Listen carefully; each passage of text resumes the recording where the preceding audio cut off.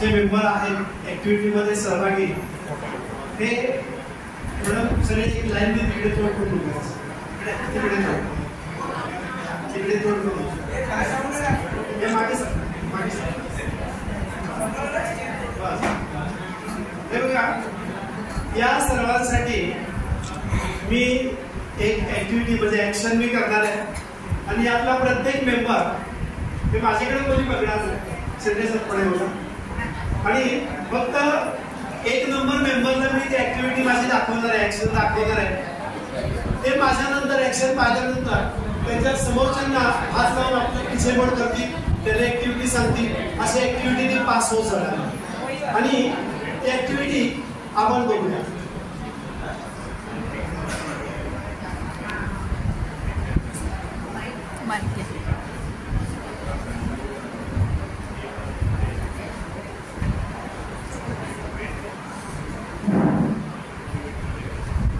बघा अगोदर मी ऍक्टिव्हिटी अगोदर सांगतोय, ऍक्शन करतोय मी, हे बघतील बघ, त्यानंतर तुम्ही त्यांना पास करायचे.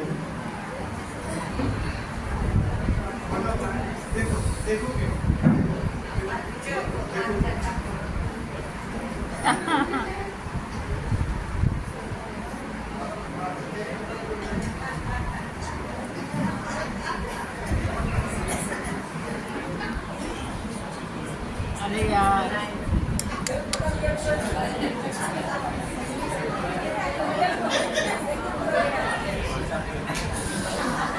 नहीं नहीं नहीं नहीं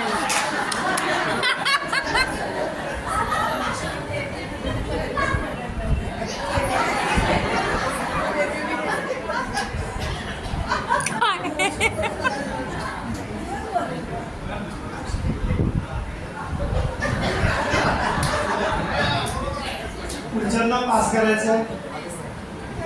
मागे बघा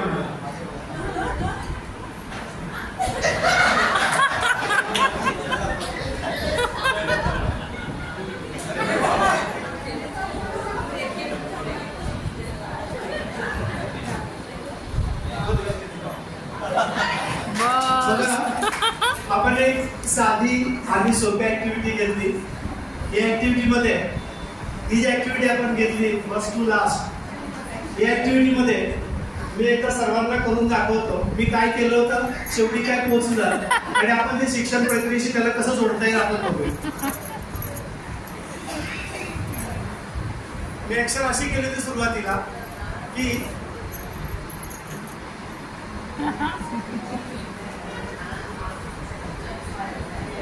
मी असं केलं नव्हतं.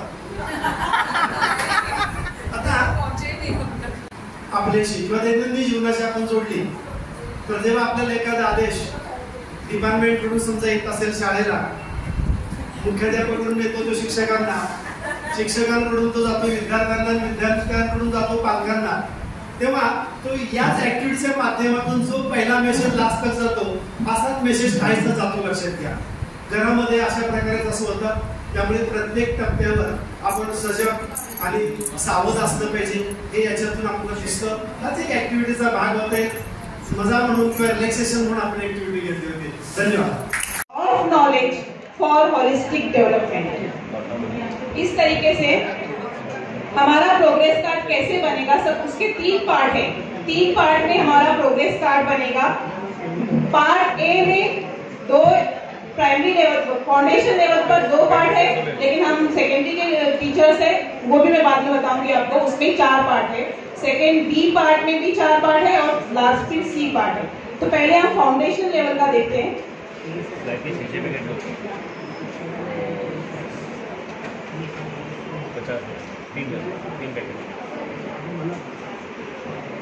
भाग अ, ये सबसे पहला पार्ट 1 का हमारा इस तरीके से प्रोग्रेस कार्ड बनेगा. मेरे ख्याल से ये देखना लोगों को नहीं दिखाई देगा. ठीक है, यहाँ पर सबसे पहले शाळेचे नाव व पत्ता, डिटेल पूरी इंफॉर्मेशन पहले पेज पर हमको बच्चों की लिखनी है. यूडाइस नंबर, पिन कोड, शिक्षक सरल आईडी, अपार आईडी. उसके बाद विद्यार्थ्याचे नाव, हाजिरी क्रमांक, उसका रोल नंबर, सरल आईडी, उसका फोटो लगेगा और कौन सी क्लास में बच्चा है, क्योंकि ये फाउंडेशनल स्टेज का है, पायाभूत स्टेज वाला है ये, इसलिए बाल वाटिका 1, 2 या पहली दूसरी, तो हमें उसमें टिक मार्क करना है कौन सी क्लास का बच्चा है। उसके बाद उसका division, date of birth, address, वजन, उंची, आईचे नाव, फोन नंबर, आईचे व पालकांचे शिक्षण, वडिलांचे शिक्षण, वडिलांचे व पालकांचे शिक्षण और नीचे उसकी टोटल पूरे साल की अटेंडेंस लिखनी है।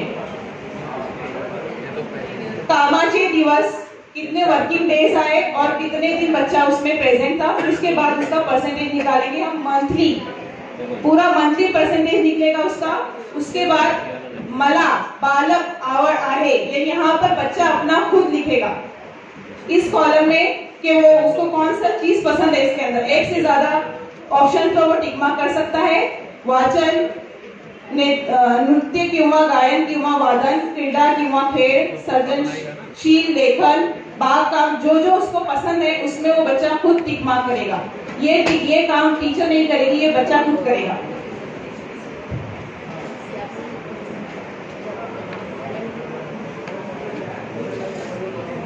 इसके बाद पार्ट ए का ही दूसरा भाग है ये,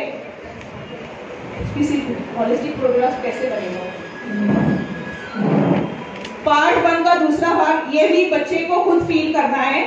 मी व माझा परिसर, माझा फोटो, बच्चा अपना फोटो खुद लगाएगा, माझे वय, वर्ष, फिर माझा वाढदिवस, कौन से दिन उसका बर्थडे आता है वो बच्चा खुद लिखेगा, उसका एड्रेस,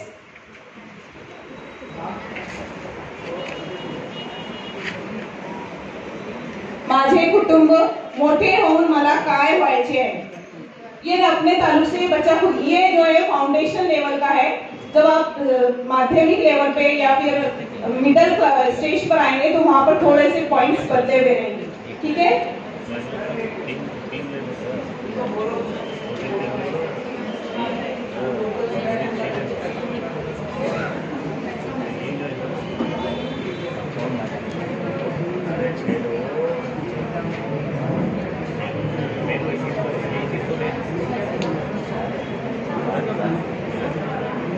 माझा आवडता रंग, अपनी पसंदीदा जो भी उसकी चीजें रहेगी वहां लिखना है। माझा आवडता रंग, अन्न पदार्थ, प्राणी, फूल, खेल, विषय, उस ताल्लुक से बच्चा वहां लिखेगा। देखो छोटा बच्चा है इसलिए वहां पर कुछ पिक्चर्स भी दी है ताकि बच्चे को समझने में आसानी हो।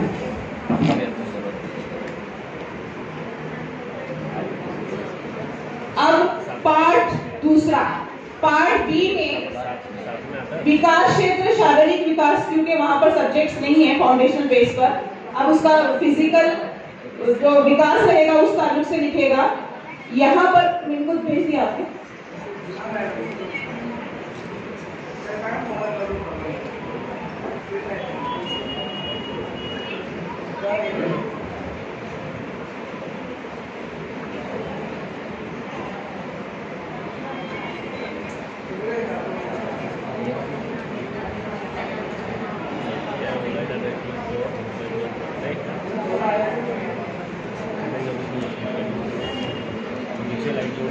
यहाँ पर सब्जेक्ट वाइज हर सब्जेक्ट टीचर्स अपनी एक एक्टिविटी लेगा और एक्टिविटी में जो उसके ध्येय है वो लिखा रहेगा।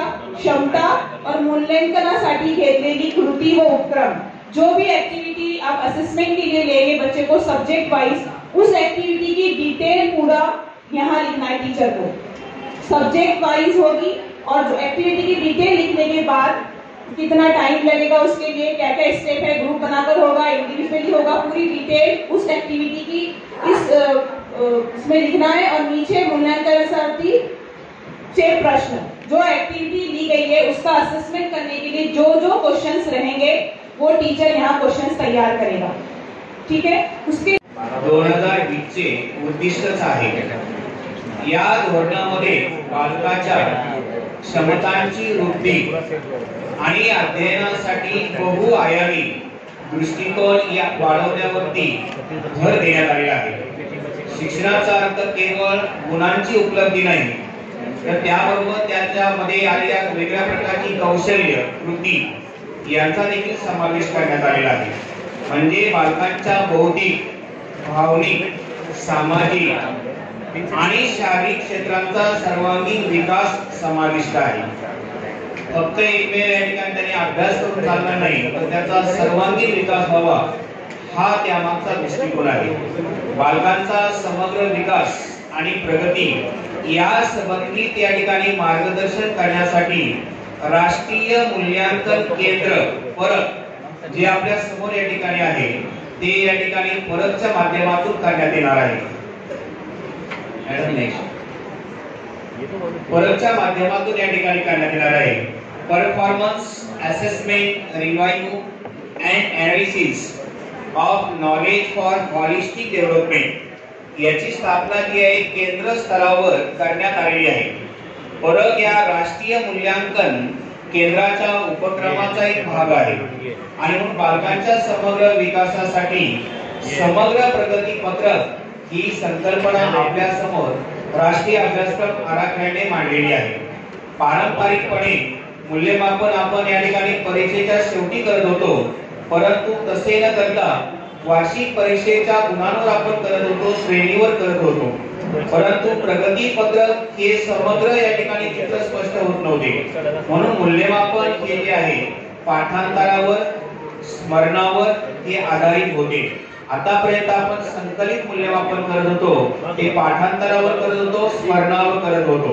विद्यार्थ्यांमध्ये मानसिक दडपण तयार होत होते की आम्ही अभ्यासच करावा का आणि नुसता अभ्यास करून आम्हाला मार्क मिळतील का, हा या प्रकार यामध्ये होता. परंतु तो आता या आराखड्यानुसार दूर केलेला आहे. शिक्षण ही एक प्रक्रिया असून या प्रक्रियेतून विद्यार्थ्यांचा सर्वांगीण विकास होणे अपेक्षित आहे. सत्राच्या अखेरीस संकलित मूल्यमापनामुळे केवळ विद्यार्थ्यांच्या अंतिम संपादनोन्नतीवर लक्ष केंद्रित होत होते, परंतु आता संपूर्ण या ठिकाणी विद्यार्थ्यांचा विकास व्हावा या प्रगतीकडे येण्यासाठी HPC म्हणजे हॉलिस्टिक प्रोग्रेस कार्ड समग्र प्रगती पत्रक ही संकल्पना ADP-ने 2020 मध्ये मांडलेली आहे. आता यामधील वैशिष्ट्ये जी आहेत ती आपण पाहणार आहोत. समग्र प्रगती पत्रक याची संकल्पना जी आहे त्याचं या ठिकाणी काय महत्व आहे ते आपण पाहणार आहोत. राष्ट्रीय शिक्षण धोरण 2020 यामध्ये विद्यार्थ्यांच्या प्रगतीचे 360 अंश मूल्यांकन प्रदान करण्यासाठी समग्र प्रगती पत्रकाची म्हणजे हॉलिस्टिक प्रोग्रेस कार्ड याची या ठिकाणी शिफारस करण्यात आलेली आहे. 360 अंश म्हणजे या ठिकाणी वर्तुळाचे या ठिकाणी पूर्ण माप आहे. म्हणजे अर्धवट या ठिकाणी आपला प्रमाणपत्र तयार करायचं नाही, तर 360 अंश पूर्ण गोलाकृती आपल्याला तयार झालं पाहिजे असा हा या मागचा उद्देश आहे. समग्र प्रगती पत्रक हे 360 अंश बहुआयामी अहवाल असेल जो विद्यार्थ्यांच्या बोधात्मक, भावात्मक आणि क्रियात्मक क्षेत्रातील प्रगती तसे त्यांच्या वैयक्तिक वैशिष्ट्यांचा सखोल आढावा देईल. त्यामध्ये आपल्याला काय काय करावे लागेल? पहिला आहे स्वयंमूल्यमापन, सेल्फ असेसमेंट, सहमूल्यांकन, सहाध्यायी मूल्यांकन म्हणजे आपले मित्र जे असतील, मित्र जे असतील किंवा बाजूला बसलेला एखादा विद्यार्थी असेल तो देखील त्याचं या ठिकाणी मूल्यांकन करणार आहे. त्याला पीअर असेसमेंट असे आपण म्हणतो. प्रकल्प आधारित असेल, चौकशी असेल, चौकशी आधारित अध्ययन त्याचं या ठिकाणी घेतलं जाणार आहे. प्रश्न मंजुषा आहे, आपण देखील या ठिकाणी वेगवेगळ्या प्रकारचे प्रश्नावली त्यासोबत ठेवायची आहे, त्याद्वारे करायचं आहे. भूमिका असेल, त्याने कशा प्रकारे भूमिका मांडलेली, अभिनय कसा केला असेल याच्यावरती रोल प्ले म्हणून या ठिकाणी असेल. गटकार्य असेल, त्याने गटामध्ये काम कशा प्रकारे केलंय त्यावर आपल्याला रिमार्क द्यायचा आहे. उपक्रम, शाळेमध्ये आपण वेगळ्या प्रकारचे उपक्रम या ठिकाणी घ्यायचे आहेत, त्याच्यावरती देखील या ठिकाणी रिमार्क द्यायचा आहे. पोर्टफोलिओ, याच्यामध्ये देखील उपक्रमामध्ये विद्यार्थ्यांच्या प्रगतीचं मूल्यांकन शिक्षकांच्या मूल्यांकनासोबत केलं जाईल. म्हणजे मुलांचा सर्वांगीण या ठिकाणी अभ्यास आपल्याला करावा लागणार आहे. समग्र प्रगती पत्रक जे आहे घर आणि शाळा यांचा एक महत्त्वाचा दुवा म्हणून या ठिकाणी पाहण्यात येणार आहे. आणि म्हणून समग्र प्रगती पत्रक जे आहे पालक, शिक्षक यांच्या बैठकीमध्ये विद्यार्थ्यांच्या पालकांपुढे सादर केली जाईल. म्हणजे पालक सभा जेव्हा आपण घेणार आहोत तेव्हा आपण समग्र प्रगती पत्रकाद्वारे बालकामध्ये आलेले बदल कोणकोणत्या प्रकारे आहेत, शारीरिक असेल, भावनिक असेल, मानसिक असेल आणि त्याचबरोबर वैचारिक असेल, हे सर्व गुण आपण सादर करायचे आहेत. आणि आश्वासन आराखड़ा, ये क्या है? सबसे पहले आप टॉपिक को समझिए कि ये जो है शाला मूल्यांकन मतलब जो है वो ये तय होगा कि आपका स्कूल कौन सी ग्रेड का है, A+ से लेकर लास्ट C तक, इनमें से कौन से ग्रेड में आपका स्कूल आता है, ये है स्टाफ। ये आपके स्कूल का मूल्यमापन है कि आपके स्कूल का स्टैंडर्ड क्या है। तो खुलासा और निचोड़ और सारांश ये है इस सत्र का, या स्टाफ इस सब्जेक्ट का, इस टॉपिक का।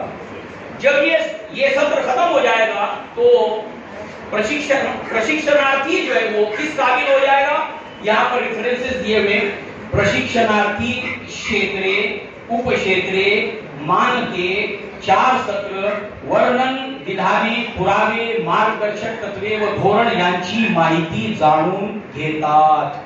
नंबर 2, प्रशिक्षणार्थी क्षेत्रे 1 मधील मानकांची वर्णन, विधाने समजून घेतात. प्रशिक्षणार्थी क्षेत्रे क्रमांक 2 मधील मानकांची वर्णन, विधाने समजून घेतात. प्रशिक्षणार्थी क्षेत्रे क्रमांक 3, 4, 5, 6 मधील मानकांची वर्णन, विधाने समझून घेतात. एक्सपेक्टेड ये है कि ये सत्र खत्म होने के बाद आपके अंदर ये सारी बातें पैदा होंगी, ये एक्सपेक्टेड है. नेक्स्ट,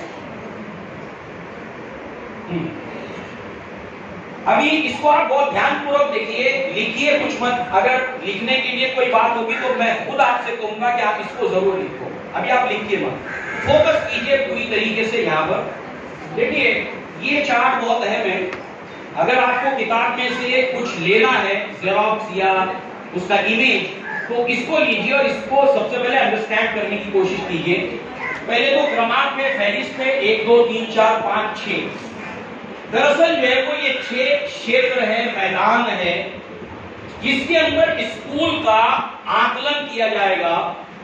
इसके अंदर ये 6 मैदान है, ये 6 टॉपिक्स है, ये 6 सब्जेक्ट्स हैं, जिसका आपके स्कूल का असेसमेंट करने के लिए, आपके स्कूल का इवैल्यूएशन करने के बाद आपके स्कूल का स्टैंडर्ड क्या है, उसका पैरामीटर है ये 6 क्षेत्र.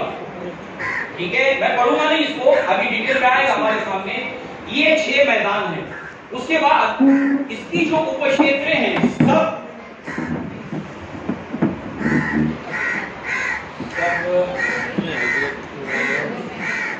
डोमेन, इसके जो सब डोमेन है, उप क्षेत्र है, वो टोटल जो है वो 59 है.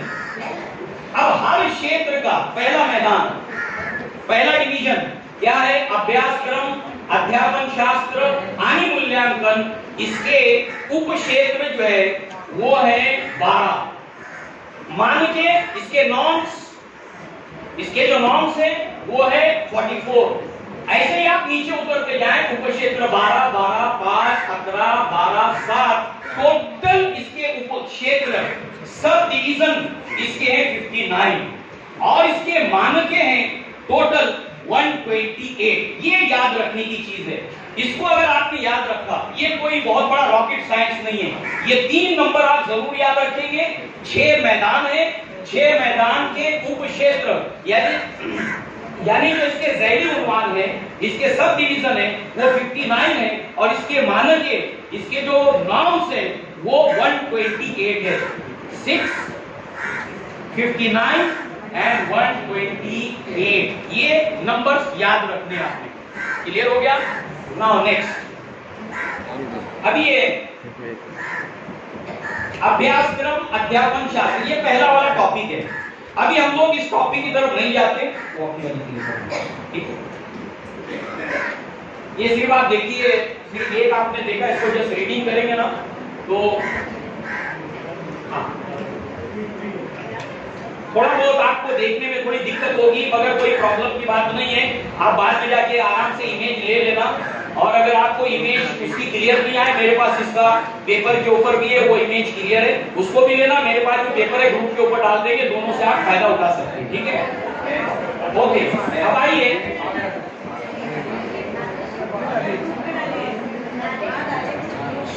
अभी आप देखिए, सबसे पहले एरिया, कितना एरिया है?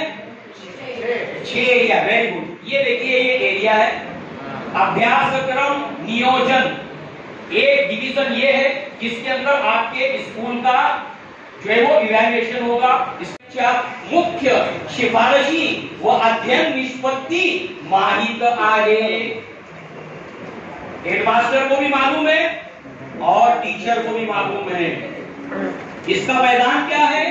अभ्यासक्रम नियोजन, प्लानिंग, जो हेडमास्टर और टीचर मिलकर करते हैं, हेडमास्टर और शिक्षक मिलकर करते हैं।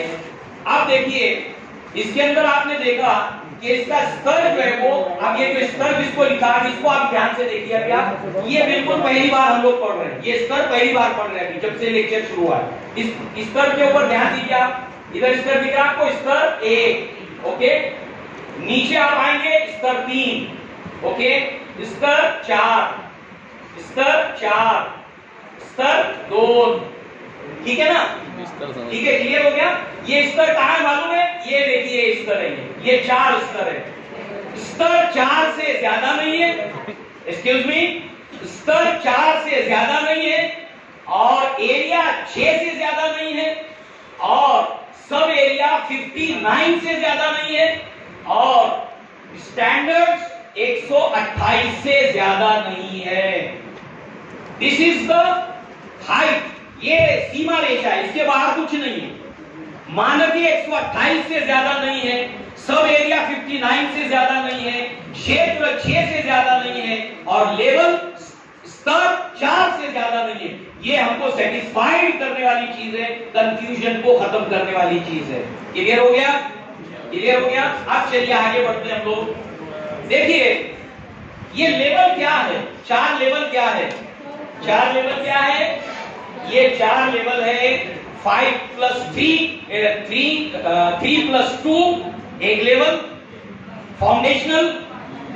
नंबर 2 3 प्रिपरेटरी, नंबर 3 प्रिपरेटरी के बाद 8वीं तक का है ना? 3 8वीं, 7वीं और 6ठी, 8 7 6, 5 4 3, 2 1, और senior KG, junior KG end nursery हो गया। और उसके बाद 9 10 11 12 चौथा सत्र, बराबर हो गया? क्लियर हो गया? ये तो ये 4 स्तर है, ये सब एरिया है, और उससे पहले एरिया है। एरिया कितने हैं? 6। सब एरिया कितना है? लेवल कितने हैं? लेवल कौन से? पहले लेवल के ऊपर 3 + 2, सेकेंड 3 + 4। समझ में आ गया लेवल? ये हो गया लेवल, ये हो गया स्टैंडर्ड, और ये हो गया, ये लास्ट में हम लोग देखेंगे, ये वाला कॉलम लास्ट में देखेंगे, ठीक है? अब यहां पर थोड़ा सा, मैडम इसको छोटा कीजिए, थोड़ा सा वो ऊपर वाला पढ़ना है, ये पढ़ना, ये पढ़ना है,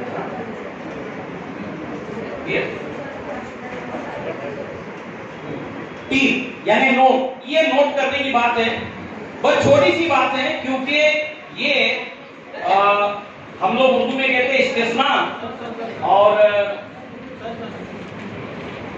एक्सेप्ट छोड़कर कुछ चीजें, exceptional are not general rule जो कहते हैं, कुछ एक्सेप्शनल है। ये जितने भी मानकीय हैं, जितने भी क्षेत्र हैं, जितने भी उपक्षेत्र हैं, महाराष्ट्र के अंदर 100% स्कूलों के ऊपर लागू होंगे, ये जरूरी नहीं है। एक बार मेरे स्टेटमेंट को ध्यान से सुनिए।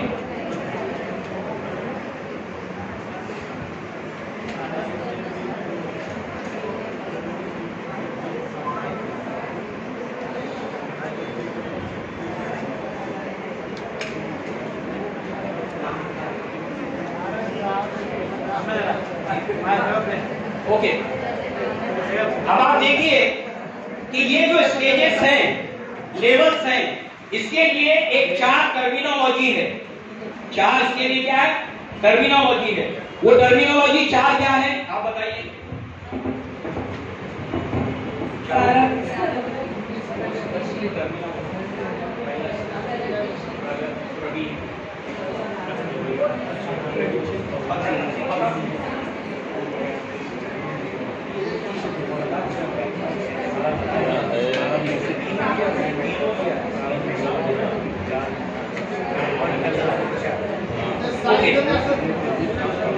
अब ये जो लेवल्स हैं, हर लेवल के लिए या सत्रावरती आपल्यासाठी या ठिकाणी देण्यात आलेले आहे।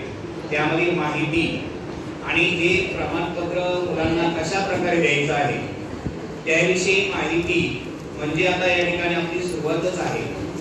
राष्ट्रीय शिक्षण धोरण NEP 2020 नुसार बालकाच्या सर्वांगीण विकासावरती लक्ष केंद्रित करून भारतीय शिक्षण व्यवस्थेचे पुनर्जीवन करणे हे आपल्या राष्ट्रीय शिक्षण धोरण 2020 चे उद्दिष्टच आहे। या धोरणामध्ये बालकाच्या क्षमतांची वृद्धी आणि अध्ययनासाठी बहुआयामी दृष्टिकोन वाढवण्यावरती भर देण्यात आलेला आहे। शिक्षणाचा अर्थ केवळ गुणांची उपलब्धी नाही तर त्याबरोबर त्याच्यामध्ये आलेल्या वेगळ्या प्रकारची कौशल्य कृती यांचा देखील समावेश करण्यात आलेला आहे। म्हणजे बालकांच्या बौद्धिक, भावनिक, सामाजिक आणि शारीरिक क्षेत्रांचा सर्वांगीण विकास समाविष्ट आहे। फक्त एकमेव या ठिकाणी त्यांनी अभ्यास करून चालणार नाही तर त्याचा सर्वांगीण विकास व्हावा हा त्यामागचा दृष्टिकोन आहे।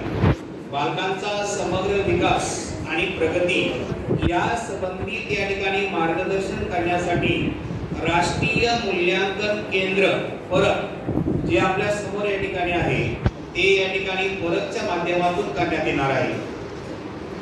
मॅडम नेक्स्ट परकच्या माध्यमातून या ठिकाणी करण्यात येणार आहे। Performance assessment revive and analysis of knowledge for holistic development याची स्थापना जी आहे केंद्र स्तरावर करण्यात आलेली आहे। परक या राष्ट्रीय मूल्यांकन केंद्राच्या उपक्रमाचा एक भाग आहे आणि म्हणून बालकांच्या समग्र विकासासाठी समग्र प्रगती पत्रक ही संकल्पना आपल्या समोर राष्ट्रीय अभ्यासक्रम आराखड्याने मांडलेली आहे।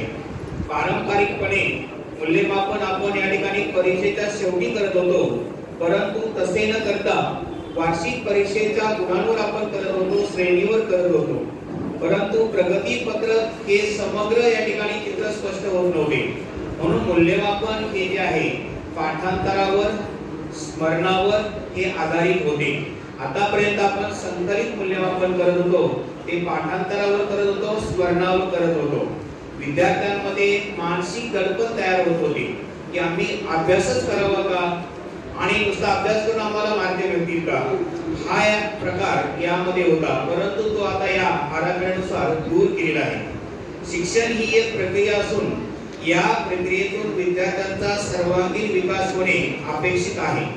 सत्राच्या अखेरीस संकलित मूल्यमापनामुळे केवळ विद्यार्थ्यांच्या अंतिम संपादनोन्नतीवर लक्ष केंद्रित होत होते परंतु आता संपूर्ण या ठिकाणी विद्यार्थ्यांचा विकास व या प्रगतीकडे नेण्यासाठी HPC म्हणजे हॉलिस्टिक प्रोग्रेस कार्ड समग्र प्रगती पत्रक ही संकल्पना NEP ने 2020 मध्ये मांडलेली आहे। आता यामधील वैशिष्ट्ये जी आहेत ती आपण पाहणार आहोत। समग्र प्रगती पत्रक याची संकल्पना जी आहे त्याचं या ठिकाणी काय महत्त्व आहे ते आपण पाहणार आहोत। राष्ट्रीय शिक्षण धोरण 2020 यामध्ये विद्यार्थ्यांच्या प्रगतीचे 360 अंश मूल्यांकन प्रदान करण्यासाठी समग्र प्रगती पत्रकाची म्हणजे हॉलिस्टिक प्रोग्रेस कार्ड याची या ठिकाणी शिफारस करण्यात आलेली आहे।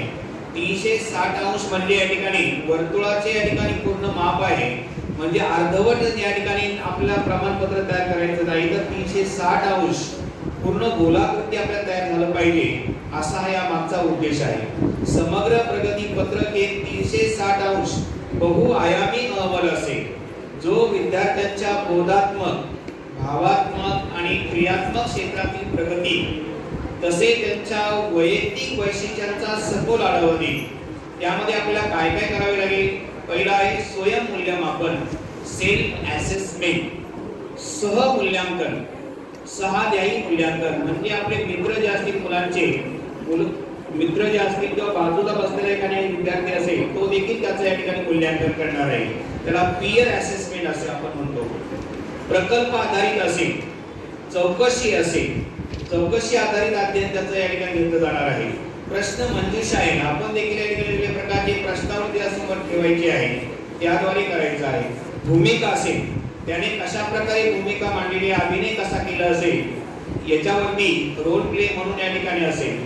गटकार्य असेल, त्यांनी गटामध्ये काम कशा प्रकारे केलंय त्यावर आपल्याला रिमार्क द्यायचा आहे. उपक्रम, शाळेमध्ये आपण वेगळ्या प्रकारचे उपक्रम या ठिकाणी घ्यायचे आहेत, त्याच्यावरती देखील या ठिकाणी रिमार्क द्यायचा आहे. पोर्टफोलिओ, याच्यामध्ये देखील उपक्रमामध्ये विद्यार्थ्यांच्या प्रगतीचं मूल्यांकन शिक्षकांच्या मूल्यांकनासोबत केलं जाईल.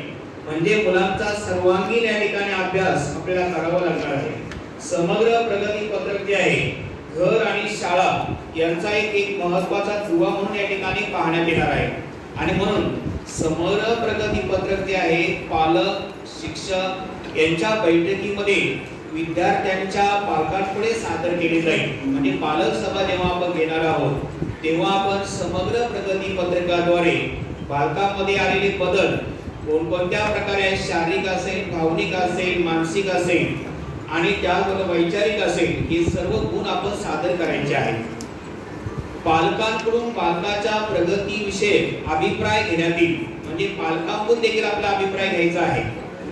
समग्र प्रगती पत्रकाद्वारे विद्यार्थ्यांमधील क्षमता, संधी, अडथळे, कौशल्य, आवडीची क्षेत्रे म्हणजे त्याला कोणत्या विषयामध्ये आवड आहे, त्याला कोणत्या क्षेत्रामध्ये जायचं असेल, संधी कोणती घ्यायची असेल, अडथळे कोणते आहेत हे देखील आपण प्रगती पत्रकामध्ये मांडायचे आहे.